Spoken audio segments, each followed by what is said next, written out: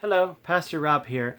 I just felt led to share Psalms 83 and share what I feel the Lord saying through this song. The Lord reigns. He is clothed with majesty. The Lord is clothed.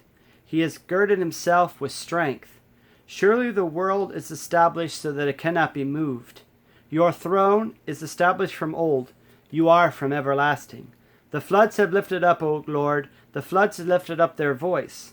The floods lift up their waves. The Lord on high is mightier than the noise of many waters, than the mighty waves of the sea. Your testimonies are very sure, and your holiness are very sure. Holiness adorns your house, O Lord, forever. You know, God still reigns. He's still in control. Regardless of what we go through in life and where we are in life, God is still in control. He hasn't given up control to someone else. He hasn't died and gone away. He hasn't given the devil control of the world to run amok doing whatever he wants. God is still on the throne. He always was on the throne. He always will be on the throne. He created the throne. He was before all things, is in all things, and will remain after all things. He has no beginning of days, nor end of days. He's the eternal, everlasting I am. So it doesn't matter what's going on in life. God is still in control. And yes, I realize this is almost a repeat message from yesterday, but the Spirit is saying a lot of people need to hear this. A lot of people in the church especially need to hear this. God is still in control.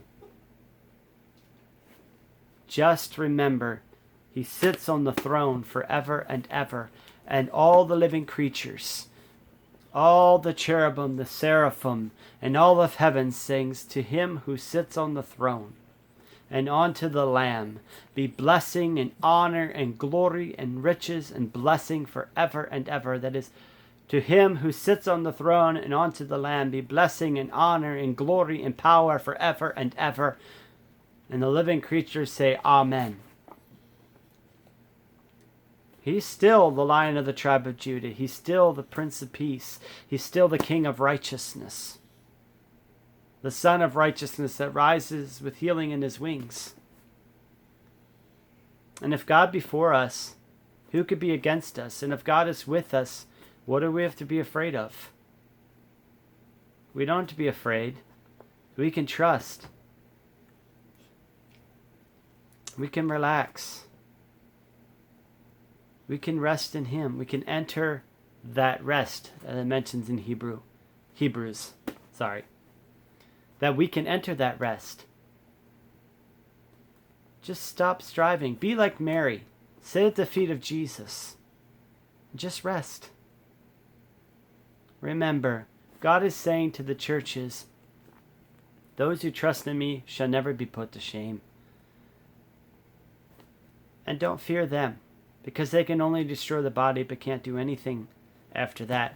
We should fear, that is, with respect, yes, and trembling.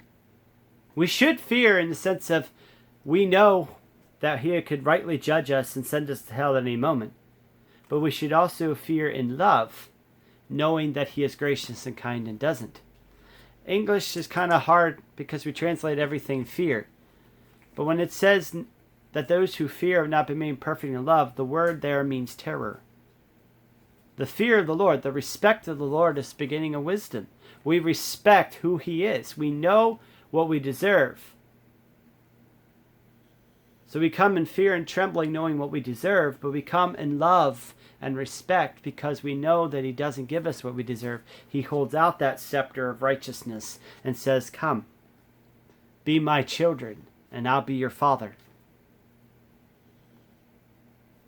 What a great privilege we have to just rest in him and to know that he still sits on the throne. At any rate, you all have a wonderful day, and may God richly bless you all. Amen.